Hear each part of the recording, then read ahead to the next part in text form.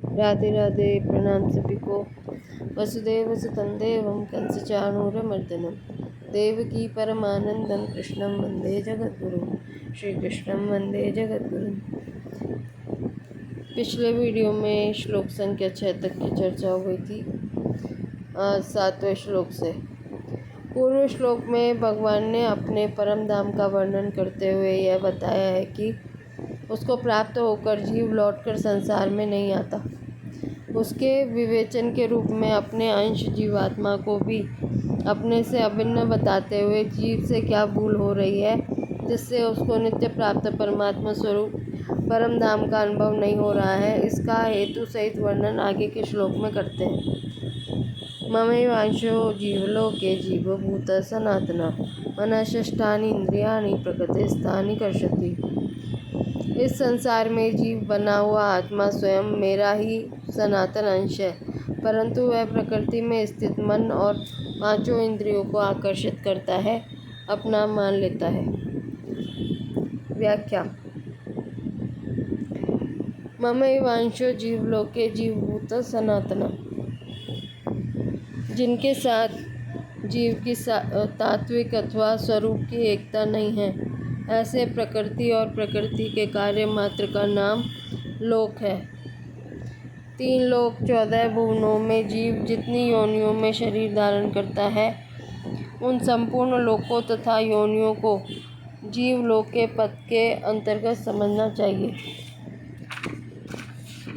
आत्मा परमात्मा का अंश है, परंतु प्रकृति के कार्य शरीर, इंद्रियां, प्राण, मन आदि के साथ अपनी एकता मानकर वह जीव हो गया है, जीवभूत। उसका यह जीवपना बनावटी है, वास्तविक नहीं। नाटक में कोई पात्र बनने की तरह ही यह आत्मा जीवलोक में जीव बनता है। 7वें अध्याय के 5वें श्लोक में भगवान ने कहा है कि इस संपूर्ण जगत को मेरी जीवभूता परा प्रकृति ने धारण कर रखा है, अर्थात अपरा प्रकृति से वास्तविक संबंध न होने पर भी जीव ने उससे अपना संबंध मान रखा है। भगवान जीव के प्रति कितनी आत्मीयता रखते हैं कि उसको अपना ही मानते हैं। ममैवांश मानते ही नहीं प्रत्युत जानते भी हैं। उनकी यह आत्मीयता महान, हितकारी, अखंड रहने वाली और स्वतः सिद्ध है। यहाँ भगवान यह वास्तविकता प्रकट करते हैं कि जीव केवल मेरा ही अंश है, इसमें प्रकृति का किंचन मात्र भी अंश नहीं है। जैसे सिंह का बच्चा भेड़ों में मिलकर अपने को भेड़ मान ले, ऐसे ही जीव शरीर आदि जड़ पदार्थों के साथ मिलकर अपने असली चेतन स्वरूप को भूल जाता है। अतः इस भूल को मिटाकर उसे अपने को सदा सर्वथा चेतन स्वरूप ही अनुभव करना चाहिए। सिंह का बच्चा भेड़ों के साथ मिलकर भी भेड़ नहीं हो सकता। जैसे कोई दूसरा सिंह आकर उसे बोध करा दे कि देख, तेरी और मेरी आकृति, स्वभाव, जाति, गर्जना आदि सब एक समान है, अतः निश्चित रूप से तू भेड़ नहीं प्रत्युत मेरे जैसा ही सिंह है। ऐसे ही भगवान यहाँ मम एव पदों से जीव को बोध कराते हैं कि हे जीव, तू मेरा ही अंश है। प्रकृति के साथ तेरा संबंध कभी हुआ नहीं, है नहीं, होगा नहीं और हो सकता भी नहीं। भगवत प्राप्ति के सभी साधनों में अहमता और ममता का परिवर्तन रूप साधन बहुत सुगम और श्रेष्ठ है। अहमता और ममता दोनों में साधक की जैसी मान्यता होती है, उसके अनुसार उसका भाव तथा क्रिया भी स्वतः होती है। साधक की अहमता यह होनी चाहिए कि मैं भगवान का ही हूँ, और ममता यह होनी चाहिए कि भगवान ही मेरे हैं। यह सबका अनुभव है कि हम अपने को जिस वर्ण, आश्रम, संप्रदाय आदि का मानते हैं, उसी के अनुसार हमारा जीवन बनता है। पर यह मान्यता, जैसे मैं ब्राह्मण हूँ, मैं साधु हूँ आदि, केवल नाटक के स्वांग की तरह कर्तव्य पालन करने के लिए, क्योंकि यह सदा रहने वाली नहीं है। परंतु मैं भगवान का हूँ, यह वास्तविकता सदा रहने वाली है। मैं ब्राह्मण हूँ, मैं साधु हूँ आदि भाव कभी हमसे ऐसा नहीं कहते कि तुम ब्राह्मण हो या तुम साधु हो। इसी प्रकार मन, बुद्धि, इंद्रियां, शरीर, धन, जमीन, मकान आदि जिन पदार्थों को हम भूल से अपना मान रहे हैं। वे हमें कभी भी ऐसा नहीं कहते कि तुम हमारे हो, पर संपूर्ण सृष्टि के रचयिता परमात्मा स्पष्ट घोषणा करते हैं कि जीव मेरा ही है।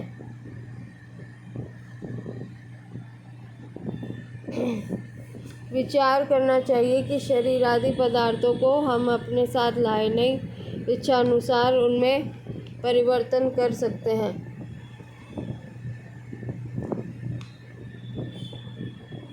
इच्छानुसार उसमें परिवर्तन कर सकते नहीं, इच्छानुसार उनको अपने पास स्थिर रख सकते नहीं। हम भी उनके साथ सदा रह सकते नहीं, उनको अपने साथ ले जा सकते नहीं, फिर भी उसको अपना मानते हैं। यह हमारी कितनी बड़ी भूल है।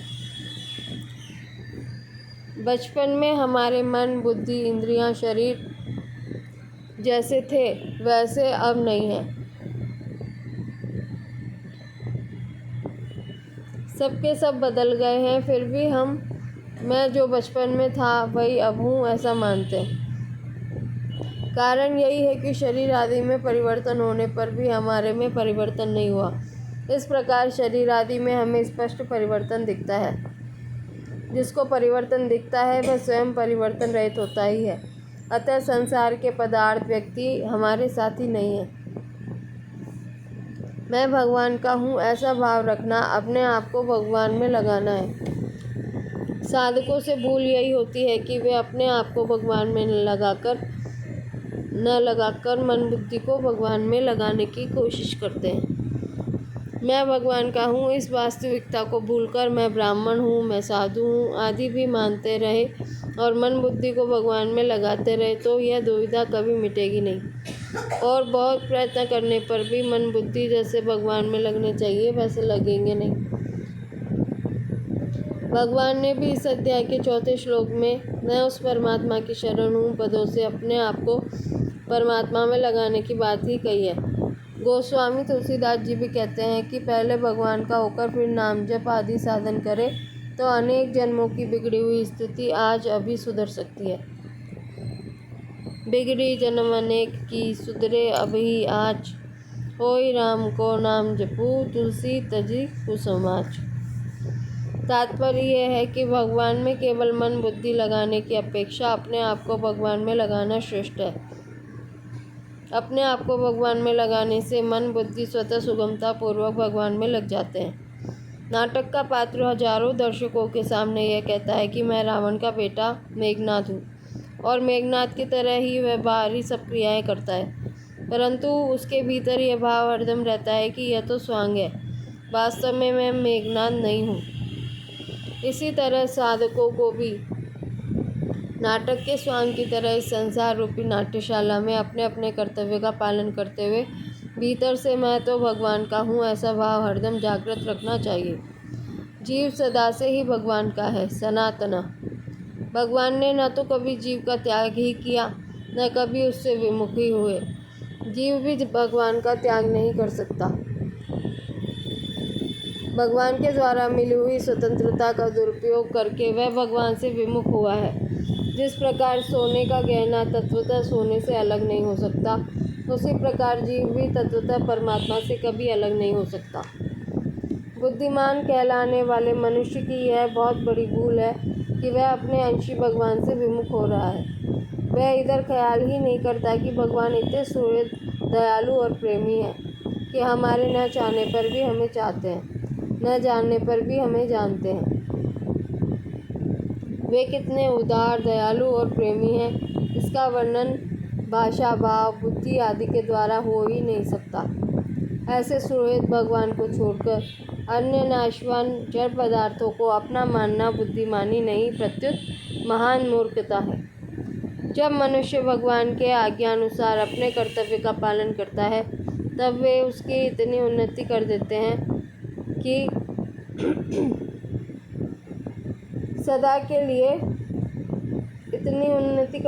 कि जीवन सफल हो जाता है और जन्म मरण रूप बंधन सदा के लिए मिट जाता है। और जन्म मरण रूप का बंधन सदा जब मनुष्य भूल से कोई निषिद्ध आचरण कर बैठता है तब वे दुखों को भेजकर उसको चेताते हैं पुराने पापों को भुगताकर उसको शुद्ध करते हैं और नए पापों में प्रवृत्ति से रोकते हैं। जीव कहीं भी क्यों न हो, नरक में भी हो या अथवा स्वर्ग में, मनुष्य योनि में हो या पशु योनि में, भगवान उसको अपना ही अंश मानते हैं। यह उनकी कितनी अहेतु की कृपा, उदारता और महत्ता है। जीव के पतन को देखकर भगवान दुखी होकर कहते हैं कि मेरे पास आने का उसका पूरा अधिकार था, पर वह मेरे को प्राप्त किए बिना अप्राप्य नरकों में जा रहा है। मनुष्य चाहे किसी भी स्थिति में क्यों न हो, भगवान उसे वहाँ स्थिर नहीं रहने देते, उसे अपनी ओर खींचते ही रहते हैं। जब हमारी सामान्य स्थिति में कुछ भी परिवर्तन हो, तब यह मानना चाहिए कि भगवान हमें विशेष रूप से याद करके नई परिस्थिति पैदा कर रहे हैं, हमें अपनी ओर खींच रहे हैं। ऐसा मानकर साधक प्रत्येक परिस्थिति में विशेष भगवत कृपा को देखकर मस्त रहे और भगवान को कभी भूले नहीं। अंशी को प्राप्त करने में अंश को कठिनाई और देरी नहीं लगती। कठिनाई और देरी इसलिए लगती है कि अंश ने अपने अंशी से विमुक्ता मानकर उन शरीर आदि को अपना मान रखा है जो अपने नहीं है। अतः भगवान के सम्मुख होते ही उनकी प्राप्ति स्वतः सिद्ध है। सम्मुख होना जीव का काम है, क्योंकि जीव ही भगवान से विमुख हुआ है। भगवान तो जीव को अपना मानते ही हैं। जीव भगवान को अपना मान ले, यही सम्मुखता है। मनुष्य से यह बड़ी भारी भूल हो रही है कि जो व्यक्ति, वस्तु, परिस्थिति अभी नहीं है अथवा जिसका मिलना निश्चित भी नहीं है और जो मिलने पर भी सदा नहीं रहेगी, उसकी प्राप्ति में वह अपना पूर्ण पुरुषार्थ और उन्नति मानता है। यह मनुष्य का अपने साथ बड़ा भारी धोखा है। वास्तव में जो नित्य प्राप्त और अपना है, उस परमात्मा को प्राप्त करना ही मनुष्य का परम पुरुषार्थ है, शूरवीरता है। हम धन, संपत्ति आदि सांसारिक पदार्थ कितने ही क्यों न प्राप्त कर ले, पर अंत में या तो वे नहीं रहेंगे या हम नहीं रहेंगे। अंत में नहीं ही शेष रहेगा। वास्तव में जो सदा है, उसको प्राप्त कर लेने में ही शूरवीरता है। जो नहीं है, उसको प्राप्त करने में कोई शूरवीरता नहीं है। जीव जितना ही नाशवान पदार्थों को महत्व देता है, उतना ही वह पतन की तरफ जाता है, और जितना अविनाशी परमात्मा को महत्व देता है, उतना ही वह ऊंचा उठता है। कारण कि जीव परमात्मा का ही अंश है। नाशवान सांसारिक पदार्थों को प्राप्त करके मनुष्य कभी भी बड़ा नहीं हो सकता। केवल बड़े होने का वहम या धोखा हो जाता है और वास्तव में असली बड़प्पन से वंचित हो जाता है। नाशवान पदार्थों के कारण माना गया बड़प्पन कभी टिकता नहीं और परमात्मा के कारण होने वाला बड़प्पन कभी मिटता नहीं। इसलिए जीव जिसका अंश है, उस सर्वोपरि परमात्मा को प्राप्त करने से ही वह बड़ा होता है। इतना बड़ा होता है कि देवलोक भी उसका आदर करते हैं और कामना करते हैं कि वह हमारे लोक में आए। इतना ही नहीं,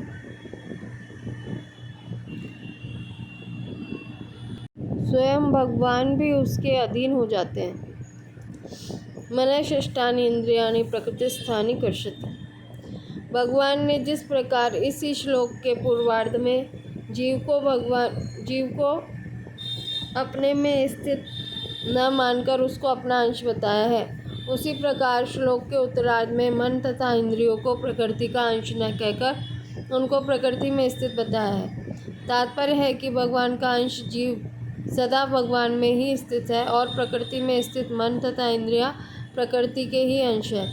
मन और इंद्रियों को अपना मानना, उनसे अपना संबंध मानना और मानना ही उनको आकर्षित करना है।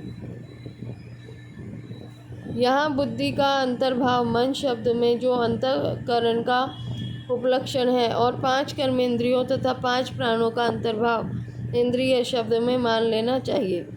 उपयुक्त पदों में भगवान कहते हैं कि मेरा अंश जीव मेरे में स्थिर रहता हुआ भी भूल से अपनी स्थिति शरीर, इंद्रिया, मन, बुद्धि में मान लेता है।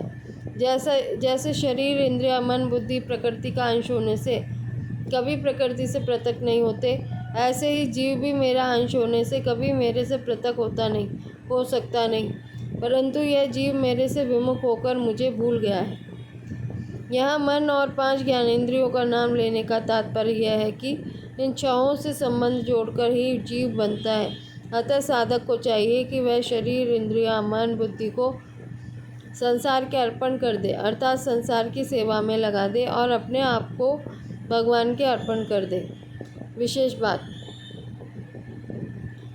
पहली, मनुष्य भूल से शरीर, स्त्री, पुत्र, धन, मकान, मान बढ़ाई आदि नाशवान वस्तुओं को अपनी और अपने लिए मानकर दुखी होता है।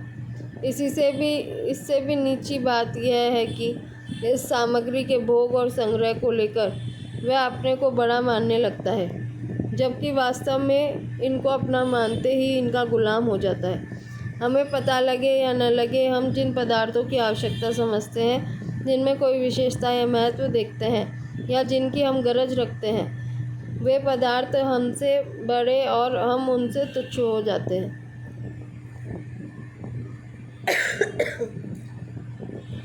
पदार्थों के मिलने में जो अपना महत्व समझता है वह वास्तव में तुच्छ ही है, चाहे उसे पदार्थ मिले या ना मिले। भगवान का दास होने पर भगवान कहते हैं, मैं तो हूँ भगतन को दास, भगत मेरे मुकुटमणि।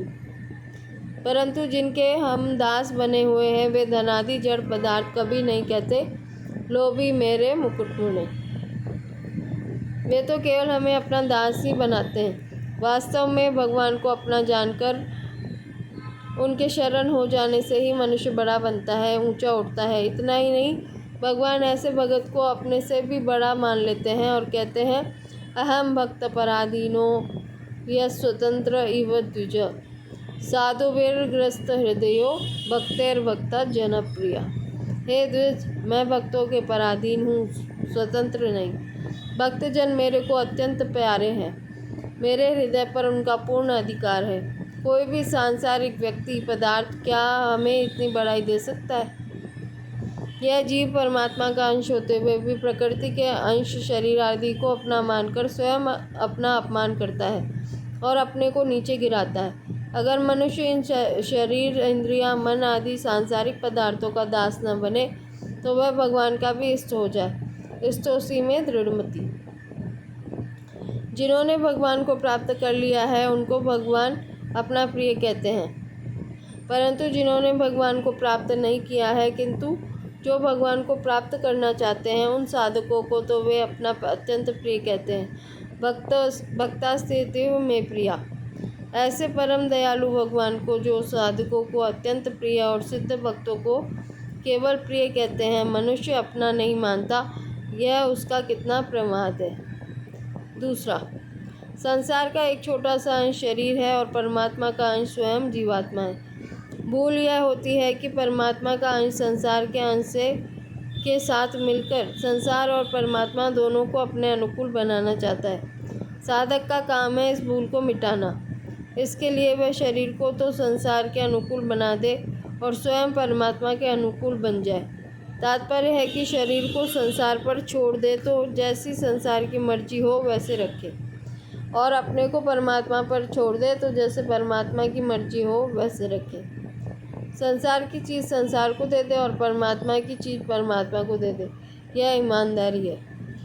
इस ईमानदारी का नाम मुक्ति है। जिसकी चीज़ है उसको न दे, संसार की चीज़ भी ले ले और परमात्मा की चीज़ भी ले ले, यह बेईमानी है। यह बेईमानी का नाम ही बंधन है। संसार की चीज़ संसार पर और परमात्मा की चीज़ परमात्मा पर छोड़कर निश्चिंत हो जाए।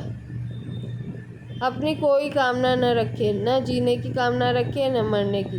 भगवान ऐसा कर देते तो ठीक रहता। भगवान वर्षा कर देते तो ठीक रहता। गर्मी ज़्यादा पड़ रही है, थोड़ी कम कर देते तो अच्छा था। बाढ़ आ गई, वर्षा कम करे तो ठीक रहता। इस तरह मनुष्य परमात्मा को भी अपने अनुकूल बनाना चाहता है और संसार को भी। इस बात को छोड़कर अपने आप को सर्वथा भगवान के अर्पित कर दे और भगवान से कह दे कि हे नाथ, आप मेरे को पृथ्वी पर रखें या स्वर्ग में रखें अथवा नरकों में रखें, बालक रखें या जवान रखें अथवा बुढ़ा रखें, अपमानित रखें या सम्मानित रखें, सुखी रखें या दुखी रखें, जैसे परिस्थिति में रखना चाहे वैसे रखें, पर मैं आपको भूलूँ नहीं। मनुष्य जिस घर को अपना मानता है, जिस कुटुंब को अपना मानता है, जिन रुपयों को अपना मानता है, उनकी ही चिंता उसको होती है। संसार में लाखों करोड़ों घर हैं, अरबों आदमी हैं, अगणित रुपये हैं, पर उनकी चिंता नहीं होती, क्योंकि उनको वह अपना नहीं मानता। जिनको अपना नहीं मानता उनसे तो मुक्त है ही। अतः ज़्यादा मुक्ति तो हो चुकी है, थोड़ी सी ही मुक्ति बाकी है।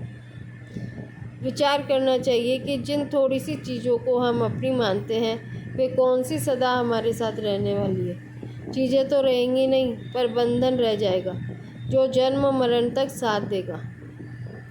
इसलिए साधक को चाहिए कि वह या तो शरीर को संसार के अर्पण कर दे, जो कर्मयोग है, चाहे अपने को शरीर संसार से सर्वथा अलग कर दे, जो ज्ञान योग है, और चाहे अपने को भगवान के अर्पण कर दे, जो भक्ति योग है। इन तीनों में से कोई साधन अपना ले, तीनों का फल एक ही होगा। परिशिष्ट भाव। यहाँ भगवान ने जिनको अपना अंश कहा है, उसी को 7वें अध्याय के 5वें श्लोक में अपनी परा प्रकृति कहा है। इससे दोनों ही जगह जीवभूत शब्द आया है। जीवभूतः जीवभूताम। परा और अपरा दोनों भगवान की शक्तियाँ हैं। जब से परा की दृष्टि भगवान से हटकर अपरा की तरफ चली गई है, तब से परा जन्म मरण के चक्र में पड़ गई। इसी बात को 7वें अध्याय में यह धार्यते जगत पदों से और यहाँ मनःशिष्टानि इंद्रियाणि प्रकृतिस्थानि कर्षति पदों से कहा गया है। यद्यपि अपरा भी भगवान की है, तथापि उसका स्वभाव अलग है।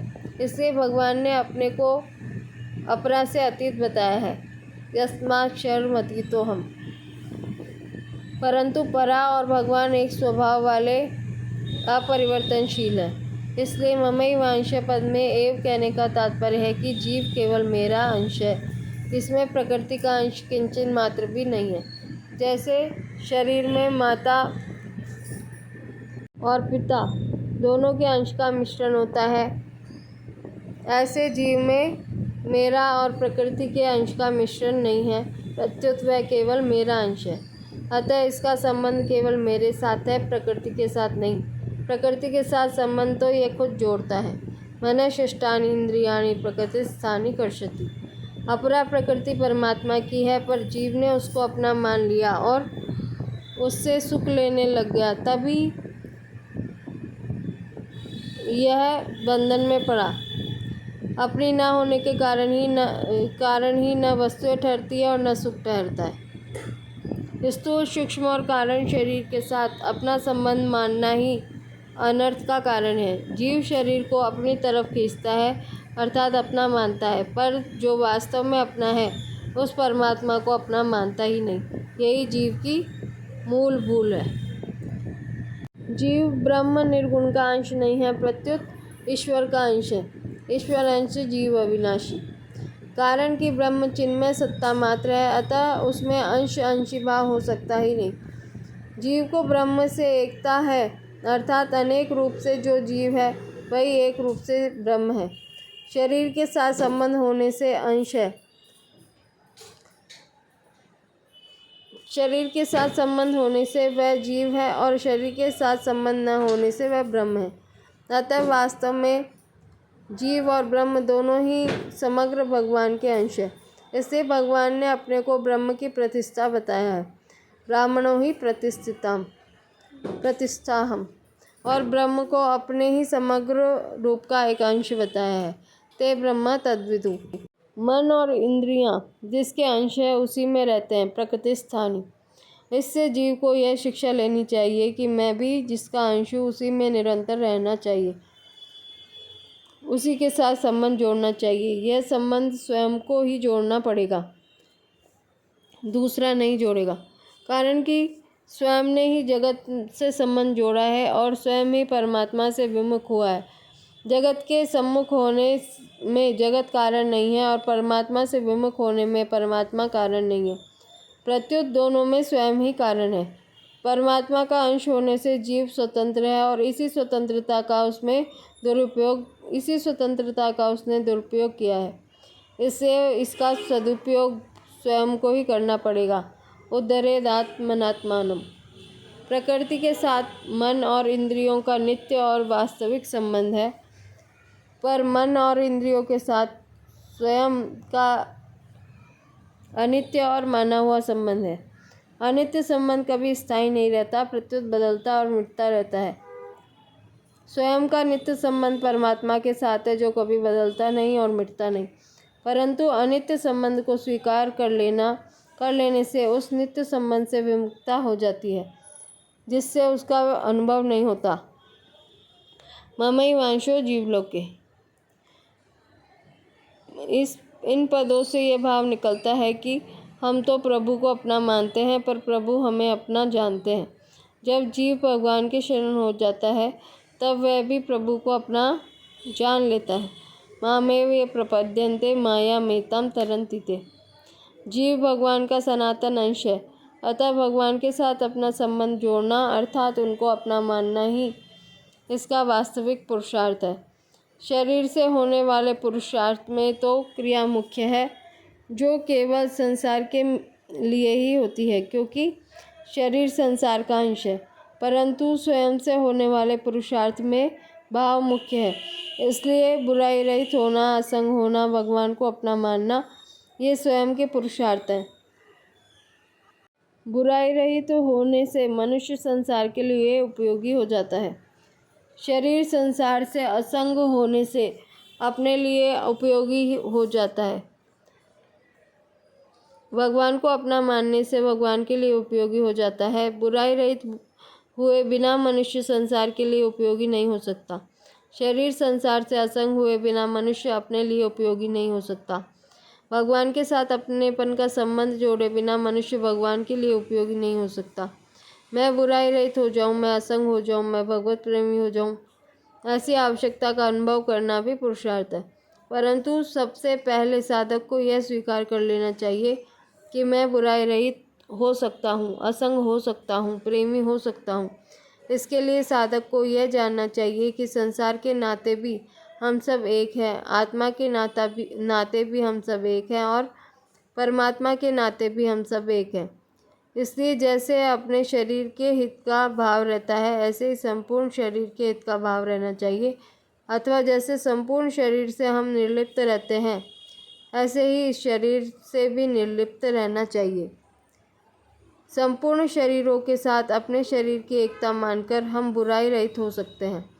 अपने शरीर सहित संपूर्ण शरीर को छोड़कर हम असंग हो सकते हैं। संपूर्ण शरीर संसार को छोड़कर हम भगवत प्रेमी हो सकते हैं। हमारा संबंध परमात्मा के साथ है। ममैवांशो जीवलोके। इसलिए हम परमात्मा में ही स्थित है। परंतु शरीर, इंद्रियां, मन, बुद्धि का संबंध अपरा प्रकृति के साथ है, इसलिए वे प्रकृति में ही स्थित है। प्रकृति स्थानी विकारांश्च गुणांश्चैव विद्धि प्रकृति संभवान। शरीर के साथ हमारा मिलन कभी हुआ ही नहीं है, नहीं होगा, नहीं हो सकता नहीं, और परमात्मा से अलग हम कभी हुए ही नहीं है, नहीं होंगे भी नहीं और हो सकते भी नहीं। हमारे से दूर कोई चीज़ है तो वह शरीर है, और नज़दीक से नज़दीक कोई चीज़ है तो वह परमात्मा है। परंतु कामना, ममता, तादात्म्य के कारण मनुष्य को उल्टा दिखता है, अर्थात शरीर तो नज़दीक दिखता है और परमात्मा दूर। शरीर तो प्राप्त दिखता है और परमात्मा अप्राप्त। शरीर से माने हुए संबंध का त्याग करने के लिए साधक को 3 बातें मन में मान लेनी चाहिए। पहली, शरीर मेरा नहीं है क्योंकि इस पर मेरा वश नहीं चलता। दूसरी, मेरे को कुछ नहीं चाहिए। और तीसरी, मेरे को अपने लिए कुछ नहीं करना। जब तक साधक स्थूल, सूक्ष्म और कारण तीनों शरीरों से अपना संबंध मानता रहता है, तब तक स्थूल शरीर से होने वाला कर्म सूक्ष्म शरीर से होने वाला चिंतन और कारण शरीर से होने वाली स्थिरता तीनों ही उसको बांधने वाले होते हैं, परंतु तीनों शरीरों से संबंध विच्छेद होने पर वह कर्म, चिंतन और स्थिरता तीनों से बनता नहीं, अर्थात तीनों से असंग हो जाता है। भगवान के नित्य संबंध की जागृति के लिए साधक को 3 बातें मान लेनी चाहिए। पहला, प्रभु मेरे हैं। दूसरा, मैं प्रभु का हूँ। और तीसरा, सब कुछ प्रभु ही है। भगवान से नित्य संबंध की जागृति होने पर साधक को भगवत प्रेम की प्राप्ति हो जाती है। भगवत प्रेम की प्राप्ति में ही मनुष्य जीवन